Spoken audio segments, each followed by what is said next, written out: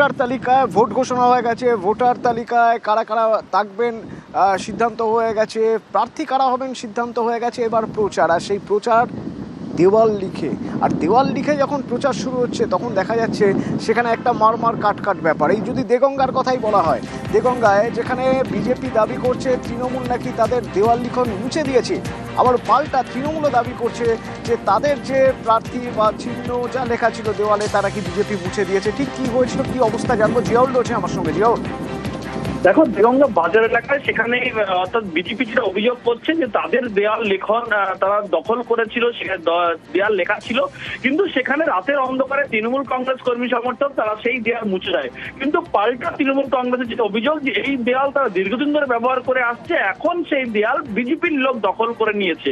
কিন্তু অভিযোগ পাল্টা অভিযোগের সরগরম, তার কারণ তৃণমূল বলছে সেই দখল তাদের দেয়াল এবং দীর্ঘদিন ধরে লিখে আসছে। অন্যদিকে বিজেপির দাবি তারা দেয়াল লিখেছিল এবং সেই দেয়াল মুছে দিয়ে বিজেপি তৃণমূল দখল করছে। পাল্টা বিজেপি সেই দেয়াল আবার মুছে দিয়ে তাদের দখল করেছে। আর জানি ইতিমধ্যে রাজনৈতিক গন্ডগোল শুরু হয়েছে এই দেগঙ্গার এই দেয়াল লেখনকে কেন্দ্র করে। অতনু, ধন্যবাদ। এই দেয়াল ভারতীয় জনতা পার্টির দেয়াল ওরা এসে দখল করেছে। ওরা কারা? টিএমসিরা। ওরা তো ভয় পেয়ে গেছে, ওরা বুঝতে পারছে যে এবারে সরকারে টিএমসি থাকবে না, তো সেই জন্য ওরা এইবারে দেয়াল দখলের লড়াই শুরু করেছে। তো এই দেয়াল দখল দিয়ে কিছু করতে পারবে না।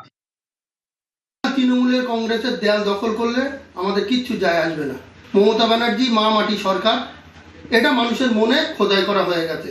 মানুষ জানে এই 2026-এ মমতা ব্যানার্জিকে ভোট দিতে হবে, এটা মানুষের মনে অন্তরে গেঁথে গেছে।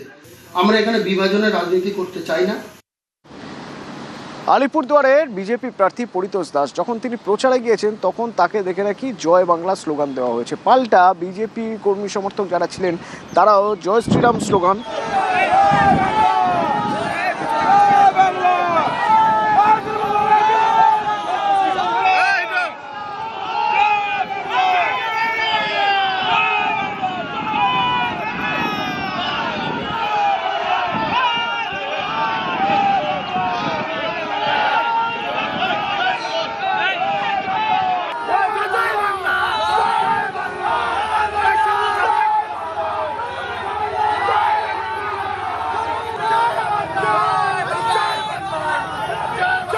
রাজকুমার আছে আমার সঙ্গে ফোনে। রাজকুমার, কি অবস্থা, কি হয়েছিল?